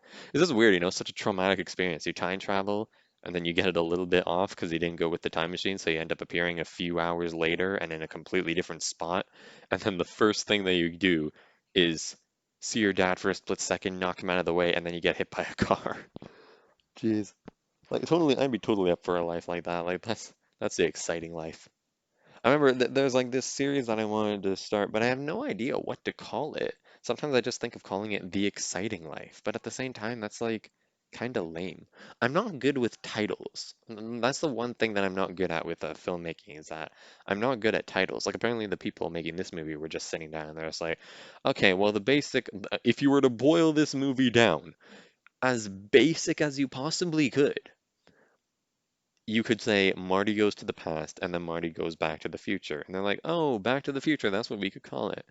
Yeah, like apparently Christopher Lloyd is really Christopher Lloyd. Doc, poor Doc. Doc is like so like, oh god damn it. Poor Uncle Doc. I mean, yeah, he does love her because it's his mom. Here, this is the scene I was talking about last time. How am I supposed to go to the dance with her if she's already going to the dance with you?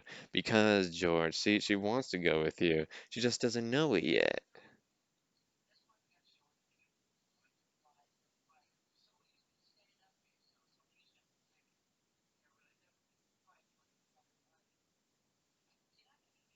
I don't know why, but for some reason I feel like when I first watched this movie, some of the scenes were like shortened or cut a little bit.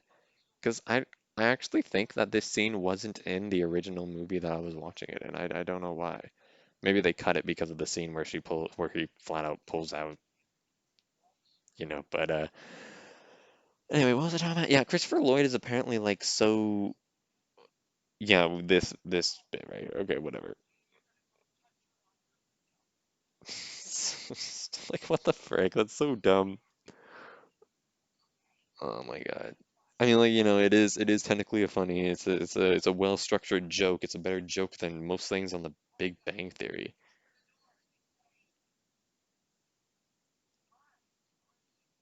You didn't tell him that he needed to say his line.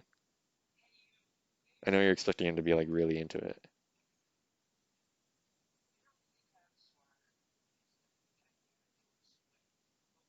It's just the word damn. Oh my God.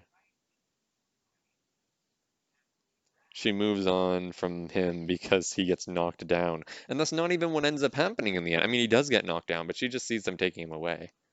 I don't know, whatever. It's so stupid. I mean, it is the 50s, so it's all about gender roles or whatever. Because this pandemic has sucked everything out of me, I actually went ahead. I'm not even sure if I should be telling you guys this, but if you guys have been listening to this long, then I'm sure it's fine. Is Marty putting the roof on the car? But yeah, like I joined like a Christian group. I'm not religious. Anyone who's seen like a few of my videos know that I'm not religious. But I just joined it because, they're so nice and, like why not? Like I'm desperate and they're fine with it. I just don't criticize their religion unless if they ask me a question. Like if they ask like, what do you think of Jesus? Or what do you think of hell? Then I'm just completely honest. But I never want to start an argument with them, Like I'm not trying to convert them to atheism, and I just ask that they do the same to me. And then there's even this weekly thing that I can go to and ask all the deep questions I want. And I think the people running it are a little bit pissed off at me, but the other people there are fun. We have like nice discussions or whatever. But this is a really emotional scene here. But yeah, like Christopher Lloyd, apparently, I watched this video, I can't remember what it's called, but like talking about how Christopher Lloyd is apparently like not a picky actor at all. Like so many actors, like as soon as they land a big role, then they're like, oh man, I'm important. If you need to, if movies want me to act in their movies, they're gonna have to afford me because I charge big money because I'm a big famous actor. Smudgy, don't step on my laptop. That's gonna mess up the editing. But okay, yes, Smudgy, come over here. Climb over my leg. There you go. Smudge is used to using my leg as a bridge now to get over to the couch. But oh man, I feel like I shouldn't be like laughing here because it's such a good scene too. Like I remember like I was a kid and I was stupid, so I had to ask like my mom to explain it to me. But ever since then, I was like, wow, that's really emotional. Like the relationship between Marty and Doc is like friendship goals for sure, right? And like yeah, like it is really weird, like a teenager hanging out with an old guy. But like at the same time, okay, Smudgy, I'm gonna have to. You want to purr into the microphone? I'm sure if you guys heard that. But yeah, like there's this comic actually. I have this comic, and in it shows like an origin story for Marty and Doc meeting, but it feels wrong. Wait, hang on, wait.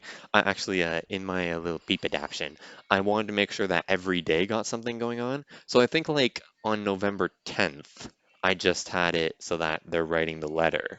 And then November 11th is when they put it in his jacket. And even though I think that's supposed to happen all in an evening. And then November 12th starts here, of course. I might have been stupid and made November 11th here and forgot how days work and how they try. I don't know, whatever. Georgia's an all right dancer here. I don't know. I've never been to school dances, but I hear that they're just awkward. People are just awkwardly standing anyway. But yeah, so like in the comic, Marty like goes up to like a voice thing, and then like Doc's voice, or I assume it's meant to be Doc's voice. It's a comic, so you can't really tell. But like he's just like, go away before I get you or something like that. And then Marty's like, B4. He types in B4 and that's the code. Like it's so dumb. It's so stupid. And then he like gets caught in this trap. Like his a full-on net comes off from the ground and Marty gets caught. And then Marty just throws his skateboard down to the deactivate button. And then Doc comes out and he's like, you passed my test or whatever. Honestly, that sounds a little bit far-fetched. I mean, like there's Doc with a whole bunch of things working, but I don't know. It's so weird too, like how the way that Lorraine how Lorraine is talking here, because she's like talking like you're sounding like my mother or whatever, but then she grows up to say those kinds of things. And like that line in the beginning where she's like, "I never sat and parked a car with a boy," and then she just mentions like that you think that I never parked before. Marty's drinking after each other. Yeah, so I guess it makes a little bit of sense for Lorraine to be falling for George because Marty is acting like a jerk here. But like, yeah. But yeah, like Christopher Lloyd is not a picky actor at all. Like he straight up showed up in The Big Bang Theory, but not as himself. He shows up as a random homeless guy. And like there's not even any reference to, hey, you look like Christopher Lloyd or whatever. No, he's just playing a random homeless guy. Like they just had it in the script as homeless guy. Then Christopher Lloyd auditioned and then they hired him and it was fine. And they don't even mention that he's Christopher Lloyd. Which is funny because The Big Bang Theory always has celebrities show up. But yeah, like Christopher Lloyd shows up in pretty much anything Back to the Future related if he's asked to. I could probably get my own fan film going and he'd be fine to show up. Probably just for a cameo though. But like he wasn't even in the animated show. He shows up, he doesn't voice Doc Brown, I don't know why, but he does like show up as Doc Brown in live action in the beginning and end segments. And he's, I remember Mr. Sunday Movies mentioned that he's bloody all in.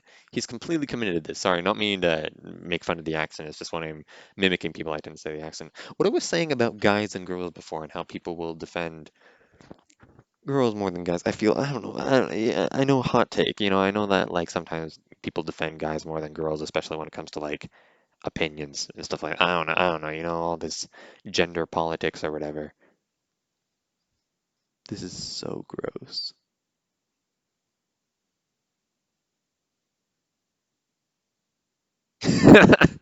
He has such a weird face. He looks so freaking terrified.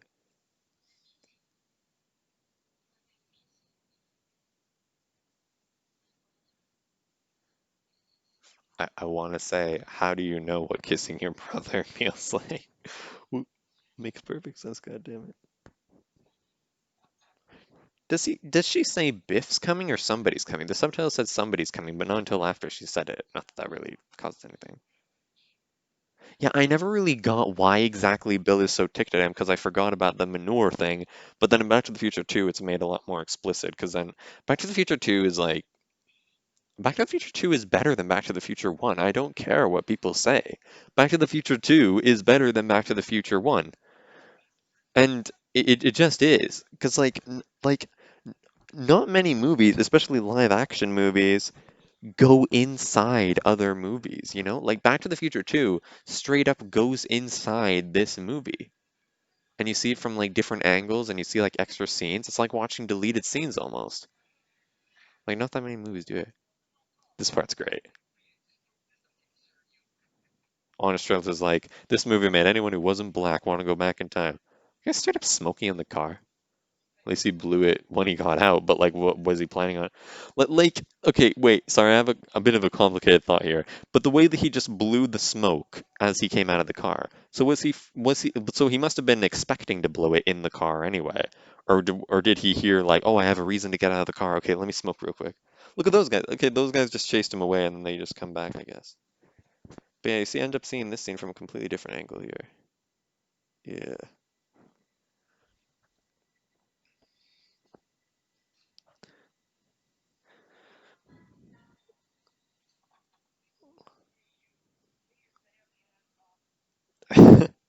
Sorry, I don't mean to be breathing into the microphone. I'm trying to find an angle where that doesn't happen.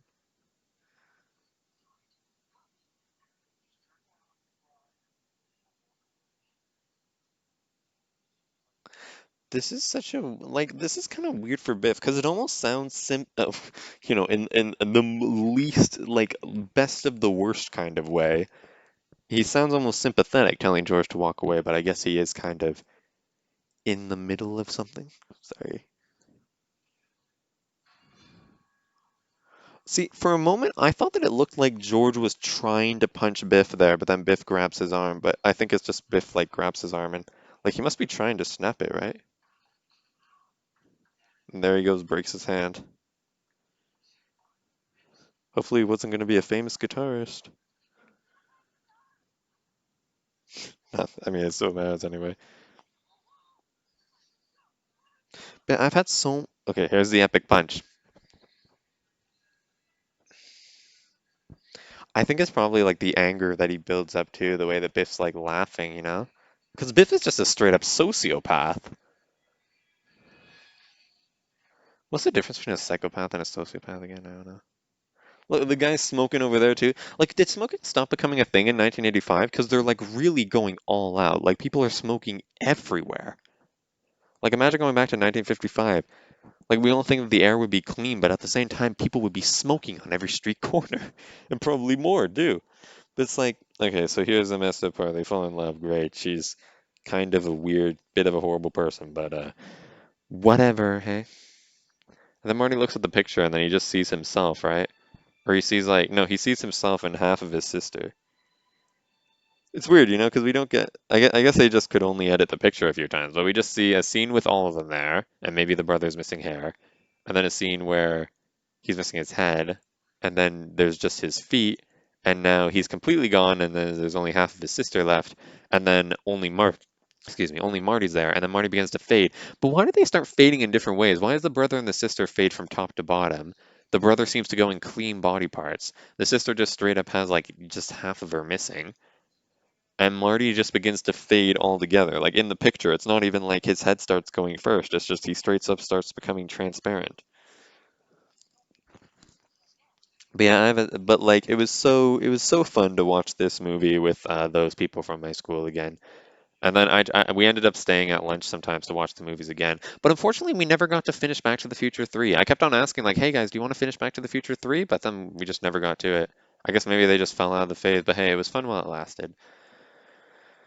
Now, I remember we watched the movie again in film studies class, and I remember there was a guy in my class who had never seen it before, and then he mentioned that he didn't really like it that much. He thought that it was fine, but that he didn't really get to feel it as much as I did. And I 100% think that the reason for that is that he didn't re sorry.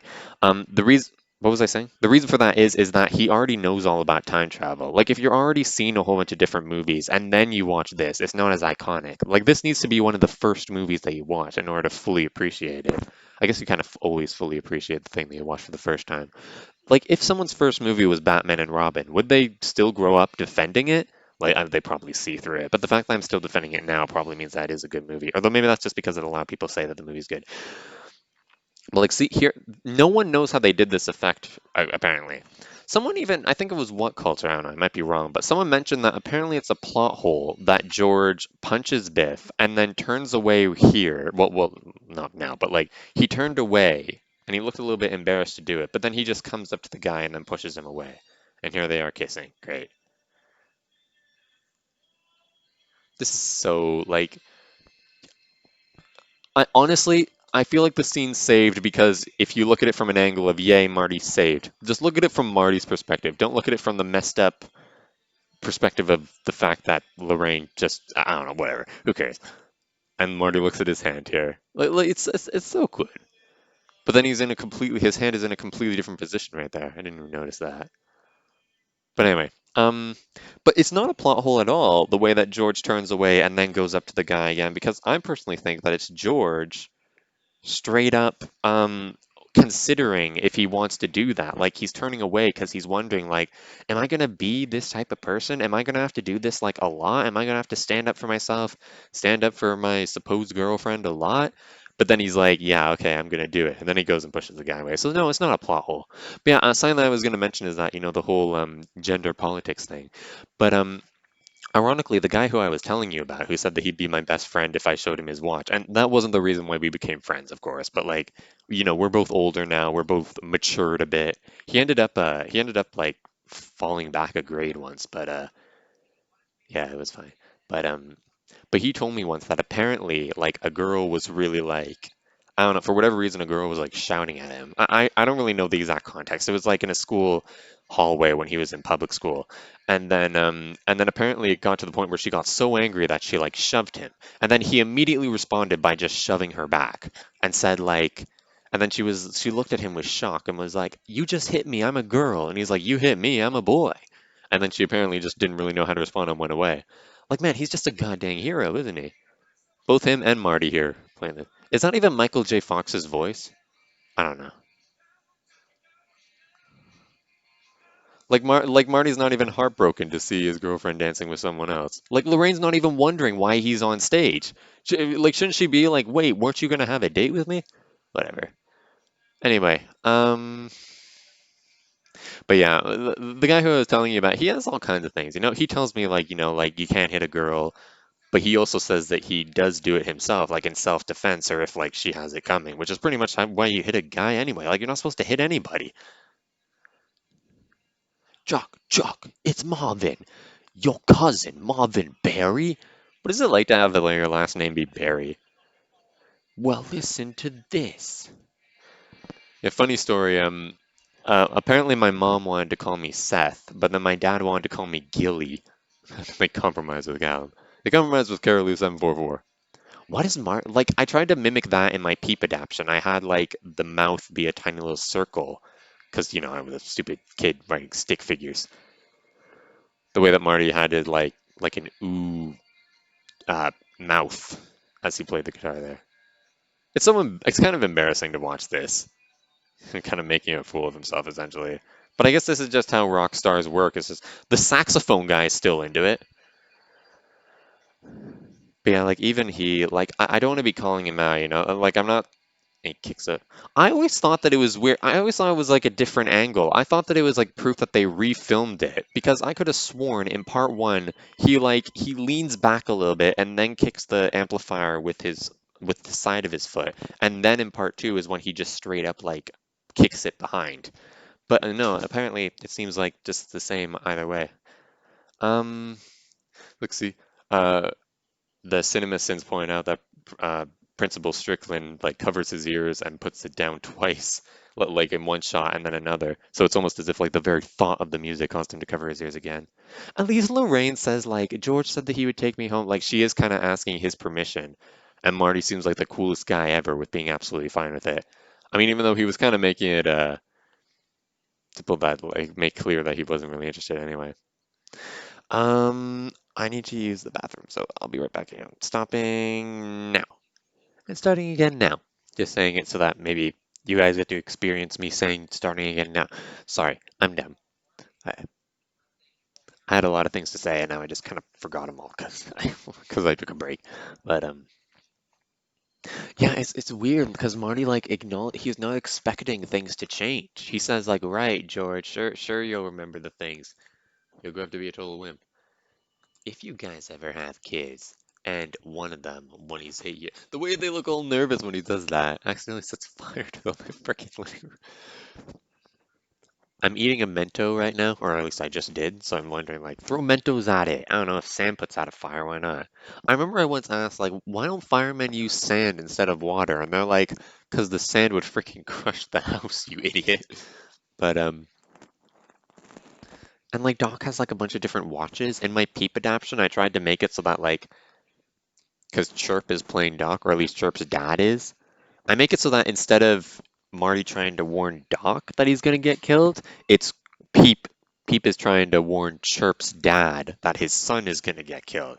And Quack, meanwhile, doesn't give a damn. He's the one who's trying to help his parents. It is cool how they have two climaxes, Like, I mean, trying to get back, like trying to get trying to trying to help Marty so that he's born, and then this climax here, we're trying to get him back to the future. And then another one almost, where he's trying to save Doc, and then. It's just so cool. Like, did they make a like in when the picture shows up, is his brother missing his hair, and then they had to make another copy where he's has his hair? Because then we never see the complete picture until right there, like when he fixes it with the guitar. Well, when George fixes it, and then Marty's playing the guitar. Oh yeah, when people are pointing out the stupid plot holes that don't exist, there is actually a plot hole that CinemaSins pointed out. But and I'm thinking about it too, and I guess it kind of makes sense, for the sake of the movie or whatever, and for the sake of suspense. But it doesn't make any sense why Marty started fading from existence if George was just gonna go ahead and lay him out anyway. Because it was already confirmed that they were gonna kiss, and supposedly they kissed, I assume, at the exact same time that they did in the original timeline. So there was no reason for Marty to start fading unless if he was doing something to interfere. Like, even if it was like, they could have added a scene where George looks, he's turning away and he's like considering whether he wants to be a fighter.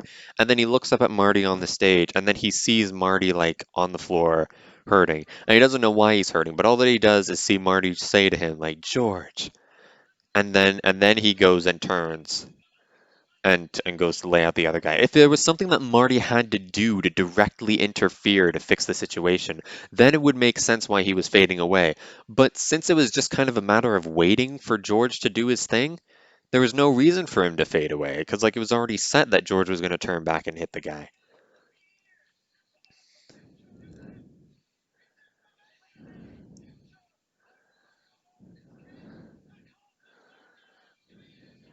This part is so heartbreaking. It's hurting now. I've seen this movie so many times, and yet I'm like, maybe it hurts me because I made a lot of. It looks like Doc covered his ears ahead of time from the lightning strike, but instead he's just trying to stop from hearing what Marty has to say. I remember I was asking my dad, like, why doesn't Doc want Marty to tell him? The dad's like, well, like if I was going to give you a toy, but then you told me that I was going to give you a toy, and then I started giving you the toy knowing that I have to, it might make me a little bit nervous and I might trip over or something. And I was like, oh, okay. I was gonna say, I was gonna say, because like for a moment I was thinking, wait, Marty doesn't like throw the cable up, right? No, like Doc throws something down to him and then he hooks it on and then brings it up. Because there's no way that like anyone could throw it that high. What was wrong with Doc there? What was the point of him looking shocked? Is it because of heights or something? I guess he must be scared of heights. It is cool how they show like minute by minute. You got to keep track of every time the minute goes.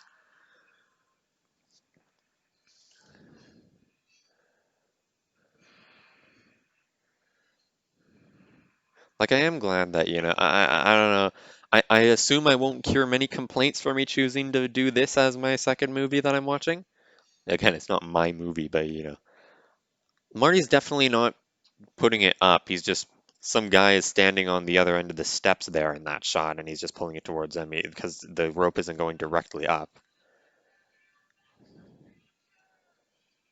I have to tell you about the future. It looks like Doc said crap. Like, look, it's almost like the timeline fought back there. Like, tried to make it so that Doc didn't hear. But if the timeline was really fighting back, why didn't it just straight up destroy the letter with the rain? I know how you feel, mate. I have sensitive hearing too, but I know the bell must be loud when you're straight up there in 1950s and there's nothing covering the bell. I remember when I went to this huge clock tower and I was riding an elevator up, and then as we were going up, there was this window that showed the huge bells. I assume that the window must have just been there so that people can see through the elevator, but I remember like I was almost terrified because I used to be really scared of big clocks, and I still somewhat am. Just like it looks so creepy. But like something about the big bells too, like also looked really like intimidating. I remember we were standing literally right below the clock face, and then my mom was like, "Oh, Callum, look up." But then she's like, "Oh, wait, or maybe you don't want to." She said it like just too late. Because I am glad that I did though, because now I have the memory of seeing the clock there. But I remember like, it was super scary because we were literally right under the clock face, and I looked up, and there's the massive clock face. It's like, geez. I mean, like obviously there was glass in between us, but like I don't know. I remember I was even scared of the thought of just a clock passing by, like rolling by the window. I mean, obviously anyone would be creeped out by that because it's weird, but like, I don't know, just saying about clocks, I don't know. Like, how does Marty even know to put that thing in? I guess, like, he must have learned with Doc or whatever. It's just like, I don't know how it. No, Smudge, don't eat my rice. I'm gonna eat that when the movie's done, and then I'll leave some for you, okay? Smudgy? It's okay, Smudge. Smudgy.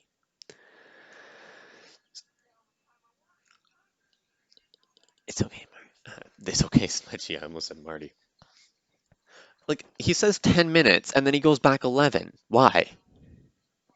Consider flexing. What does that even mean? It sounds like flexing. Flux capacitor is flexing. This is perfect. I love it. Like, it doesn't make any sense. Like, Marty sure as hell. This is another thing that I point out in my mistakes thing, is it doesn't, like, they know that the lightning strikes at 10:04, but they don't know the exact second that it will. It's like seems like it happens at 10:04 and 0 maybe 1 second, but there was no way for them to pinpoint the exact second. And of course, like that's why they had to do the whole he has to be driving at 88 miles per hour when he hits it. But Marty ends up taking off late anyway. The alarm goes off and then he starts driving. And then he does like look at the clock and then he starts going a little bit faster, but there's no way for Marty to know exactly how fast. And does it have to be exactly 88 miles per hour or is it like at least 88 miles per hour? Like could Marty have been going at like 95 miles per hour and then he slows down a little bit to make sure that he hits it right in time. But he straight up drives into it with his eyes closed. Doc is such a hero here. Like you have to have respect for Doc here. Christopher Lloyd deserves it, I think. Straight up rips his pants. In my peep adaptation, it attaches onto his buckle. Like man, like it's just like this is such a good climax because it's just a case of everything has to go right here. Sorry, I'm adjusting my microphone a lot. I'm not sure if that's a bad thing here.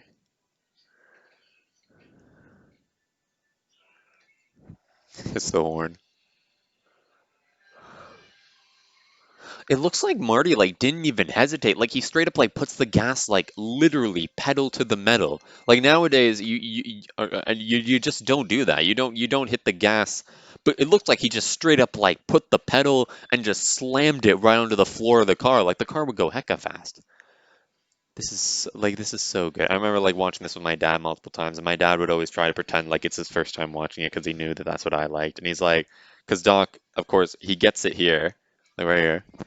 And Dad's like, okay, plug it in on that end.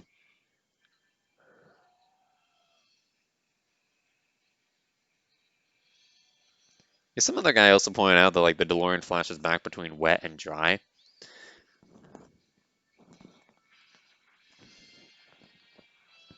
Like all Marty has to do here is drive. Doc's the one doing all the things here.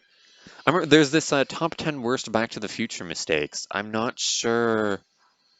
Like, I think it's become a private video, or it's become like unlisted now. I don't know why, but you can't find it. You have to search for it like elsewhere. I think I found it though recently, so I'll see if I can find it and put a link down below.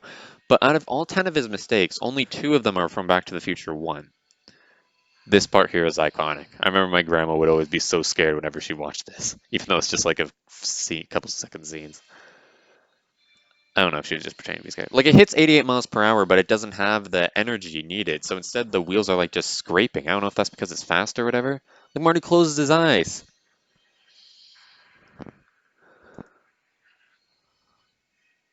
Someone pointed out like on the wiki that like if this was the case and they were harnessing the lightning, then it would create a paradox because it means the clock tower would never stop because the lightning that struck the clock tower to stop it would instead go somewhere else. Is that supposed to be on fire or is that from the lightning? That pole. But like, it looks like it's almost like comedic in a way because it looks like Doc thinks that Mario disintegrated. I remember my dad laughed at that and he thinks like because it looks for a moment that Doc's like screaming because he disintegrated Marty and all of his hard work was for nothing, but then he's laughing because it's just like, oh, I assume it worked. Maybe he's just a scientist and he knows how it works. I don't know. But like then they point out that Doc ends up fixing it in the end, whether it's on purpose and he thought of it like just as it happened or not, because when he wraps the cable around the the clock hand there, that would allow the clock tower to get stuck. It would allow the clock tower to get broken again. I remember once I was riding my bike and I locked it up somewhere and a homeless guy straight up was guarding it. So like someone was eyeing my bike and he's like, yeah, sick bike, man. You got the right lock for it too. And he was just taking a nap and guarding it. He's like, I wanted to take a nap too. I like walked up to him and I didn't know what he was doing there and he's just like, sick bike, man. When I was a kid and I was stupid, when I was a stupid little kid, I thought that the helicopter lighting up there was the DeLorean showing up as a flying car and then it goes and lands and crashes. I didn't realize that of course the car can't fly yet. The car can only travel in it can only fly in part two because in part three the flying circuits gets broken. Look, why do you go to 124 and then the clock says 123 there and then suddenly changes to 124? I guess maybe it was slow. Bash the head, bash the horn with your bash the head, bash the horn with your steering wheel again. I remember this. Like this really like got to me. Like this is another like again like Back to the Future introduced me to so many time travel concepts, and it's like, oh man, it's the car. We're seeing it from a different angle. We're seeing it come down the road before it reaches Twin now Lone Pines Mall. Like here's Marty straight up chasing it, although of course he falls very behind because they're already at the point where Doc's holding his hands up. But like here too, I was thinking like, wait, but is there another Marty here too? And like there. It looks almost like Marty screaming there, but it's the other Marty. And as soon as I realized that there was another Marty, that's what sold me. I think that was the exact moment that finally clicked into me how time travel works. I think the reason why I thought that the helicopter was the DeLorean was because my mom told me while watching the movie that the sequels they fly, or not the sequels, but just the sequel, not the threequel. Or my stepmom like would never get the difference between a threequel and a trilogy. She's like, it's called a trilogy, not a threequel. And I'm just like, no, a threequel is just the third movie. If we watch just Back to the Future Part 3, but not 2 or 1, then we just watched the threequel, not the trilogy. And of course, this goes by way quicker. Like the guy said go, but the other guy didn't go, sucker bleh, and then tap. Were they talking in French? So are those guys dead now? Like, did they die driving into that? Like, it's totally reasonable, but did they straight up die? Like, jeez. A funny thing that I did in my, well, a funny, quote unquote, funny thing is that in my peep adaption, because you know how in cartoons, whenever someone's dead, then their eyes are X's. So I had it so that because he's lying there with his eyes open, so I had it so that Chirp is lying there with his eyes open. But then when he blinks, his like eyes turn into X's when he blinks, and then before he opens his eyes again, almost as if to mimic that he almost died. So those are the bullets, yeah, because the bulletproof vest, I thought that all bulletproof vests were like green with little gray things on them, but the gray things are the bullets, I assume.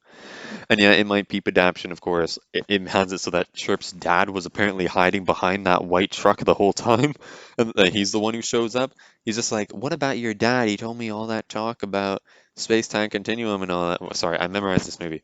Screwing up future events. Okay, dang it, I saw the subtitles, but I was gonna get it anyway, I swear. But he's like, "Well, he figured," and then Chirp's dad comes out from behind the truck, and he's like, "What the hell?" It's like, what? Chirp's dad was hiding behind the van the whole time and just kind of banking that Quack and Peep would never look behind the van? Or maybe Chirp's dad was constantly moving around the van just for that reveal. I mean, hey, they gotta keep the timeline intact. Here I am criticizing my own story that I wrote when I was like 7. I did do a sequel eventually, and then I started working on part 3, but I never finished it. I probably should sometime. I'll do it. I do it like, maybe a couple of years from now. I'll sit down and I'll work on it. I'll make sure it's a real epic finale, guys. I tried to do part 4 too. I wanted to like a time traveling airplane, Because like ever since that time traveling train popped up, I was like, oh man, we gotta get a time traveling boat and a plane and a jet, skateboard, time traveling skateboard. Add a flux capacitor to Marty's skateboard right there. Have him going riding other cars from the back as they go to 88 miles per hour. Like no one in their house, like I guess, because they're not in the future yet. So like I guess someone in their house probably woke up to the DeLorean blasting there.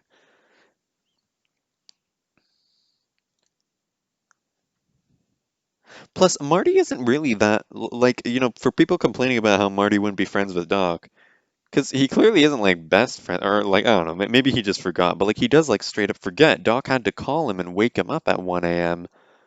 or a little bit past that, I think, or maybe it was 12 a.m. to tell him to come over. Yeah, I totally would. I totally would.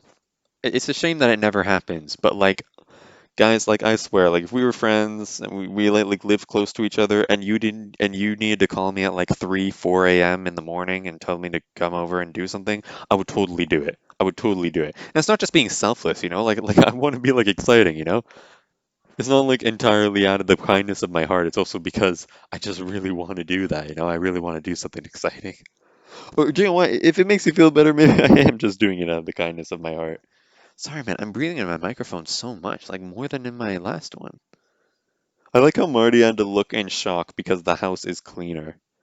The guy who did the top 10 mistakes, he's like, Yeah, his number three mistake is why no one recognized Marty and why his dad didn't accuse his mom of sleeping with the kid who she had a crush on, which would explain why. Because it's like George would have been like, "How does Marty look exactly like the kid that we knew in 1955? Did you sleep with the other kid or whatever?" But like, they wouldn't remember what he looked like. I guess he'd remember roughly, and he'd be like, that's why he'd be like, "Oh, well, he doesn't look exactly like him, but he looks a lot like him."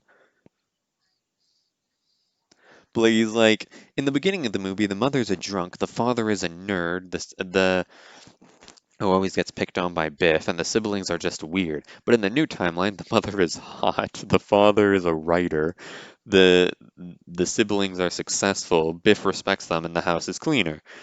And that's his number one mistake is that Marty's life is apparently ruined because he has an entirely different family. Like, no, screw off, man. There are a whole bunch of people who'd be fine. Like, it's still the same people. They've just improved, you know? It's like they've gone through a character arc overnight. It's fine. Technically, they took a character arc over a time travel difference of 30 years. But like also, why would you point out that as your number one mistake and not the fact that the Marty of this timeline clearly lived an entirely different life? He might have just gotten a car for his 16th birthday and then he wouldn't know how to ride a skateboard and then he wouldn't be able to do the escape thing from Biff.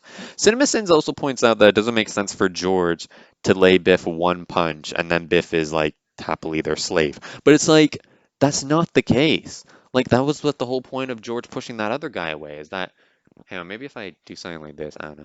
But like George has become a different person. He's become someone who will stand up to Biff. It's not like he gave him one punch and then Biff just became their slave. Biff continued to stand up for him. That's why it worked. Actually, I think here will decrease my chances of me breathing into the microphone. Shame I'm finding it out at the end of the movie. That looks like a watch without missing a strap. Looks like my broken watch that I used to use to get people to respect me. There he goes. He got the truck. Although I guess they must have not gotten him a car for his 16th birthday if they give him the truck now. How old is he again? Is he supposed to be 17? Am I older than Marty? Jeez. And then Jennifer ends up being played by a completely different actress in the next movies.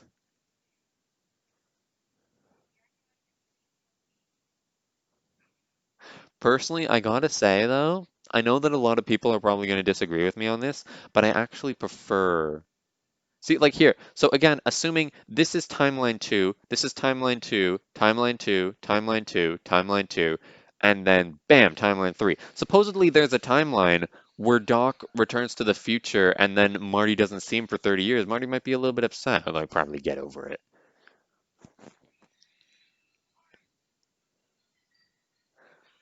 The guy who did the top 10 mistakes, technically you could find a flaw in all of them except for number two, which is where a lot of people say, because his number two mistake is that it doesn't make sense for an older Marty, Jennifer, and everyone to be in 2015 if they leave 1985 now. And a whole bunch of people are like, no, but then they go back to 1985.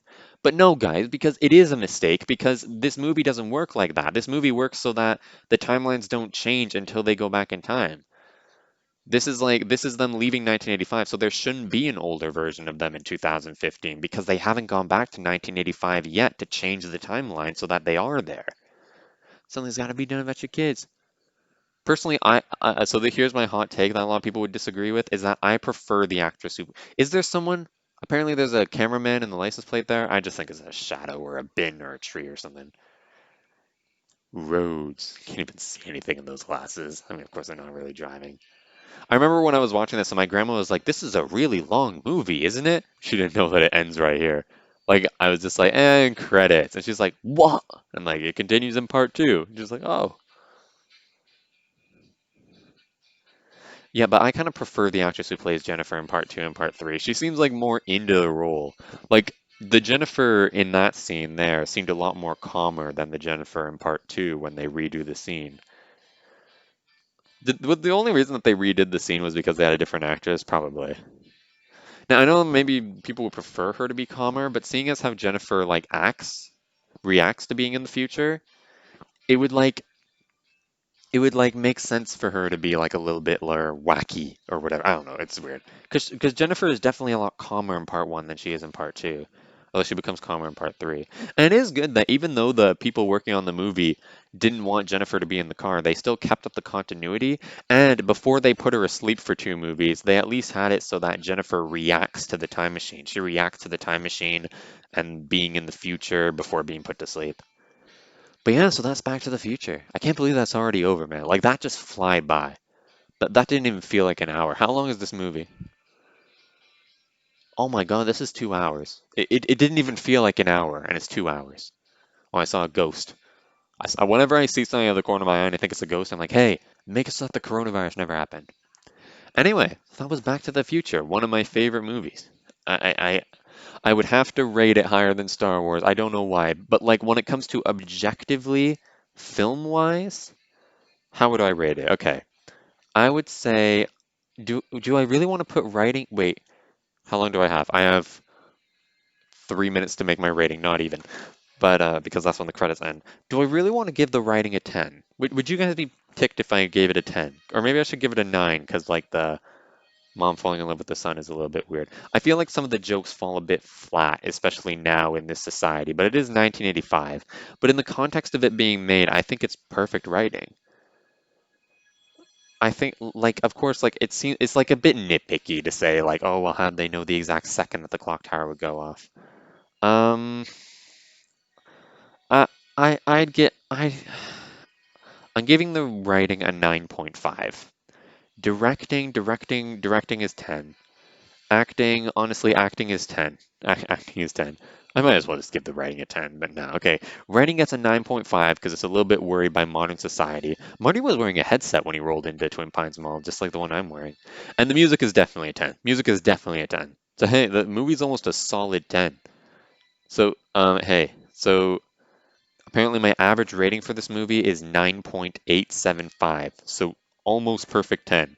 And yeah, I totally agree with that. I think it's definitely better than Star Wars. I don't know, man. I guess how you guys feel about Star Wars is how I feel about Back to the Future. It just feels so perfect. I don't know.